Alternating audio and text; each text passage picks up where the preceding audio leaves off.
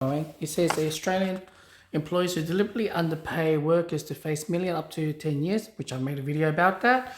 Um, it claims down here employees like workers on digital platform from 1 July 2024. So this is another new one that they introduced. The one that they introduced, I think this year January or last year January, is also closing the loophole. So there's two laws that I introduced. I wish that I'd be a lot more prepared for this, but I've made two videos about this. But let's go. It's aiming including the loose part under paying staff with jail term up to 10 years, blah, blah, blah. Yep, we understand, criminal offense.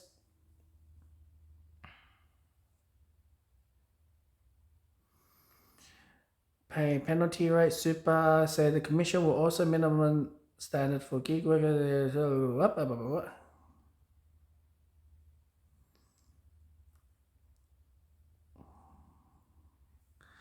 So that's about it for that area, and let's go to another one. So this was an article that I've actually saw the other day that made me want to watch this. So this like a Vietnamese takeaway shop and underpay workers for more than 400k. All right, like this is not fake news. All right. So Adelaide, there you go. In a shopping mall food court outlet. Mostly high international student under the age of 25, a total of, 2018 to all the way to 2021. Gee, that's a lot of money if we're talking about this. Age from 18 to 20 at the time, previous underpayment range around, 74 to 58,000. So underpayment around that age. This, like I said, I'm not here to bombard this landlord, right? To open a business, right? Because I helped out my partner to open a business partially, is okay. You get a shop, you gotta pay GST. Okay, so whatever the per annum is gonna cost for the shop, GST, outgoings, insurance, right? You gotta pay tax, 34%. Everyone's tapping on their card, so you can't dodge it. 10% GST, apparently you can get a claim it back, all right? You got to pay accountant every 3 months. And what else? And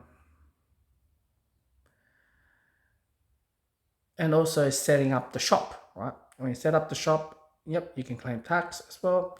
Business expense claim tax. You have all that. Then you got wages. Then you got like, super, leave. And it's just so much what I just mentioned before I get to worker and yourself to open a business. And that's why I said, I believe, right? If you put in a ratio, it's definitely more than, I don't know, would I be exaggerating? I said 1 out of 3 businesses will close down, will not survive, or 1 out of 2 will not survive. I feel like the ratio will be even crazier unless if they adapt with this AI in their business to reduce the workload, or perhaps automate a system, or because robots, they don't need to claim tax or anything. Workforce will reduce, all right? So if it's out of 10 shops, I would say probably like around like maybe 5 of them won't survive. Even big companies struggle to stay afloat. Maybe it's less than that. Maybe it's probably 3. I've seen lots of articles that are underpaying staff X, Y, and Z. When you have that sort of problem and you saw big companies going through, even though they have huge profit margins, it's alarming rate to know that if you're out of 10 businesses, I would say probably 4 will survive. And even the 4 will survive, let's just say it does happen, 4 of the shops.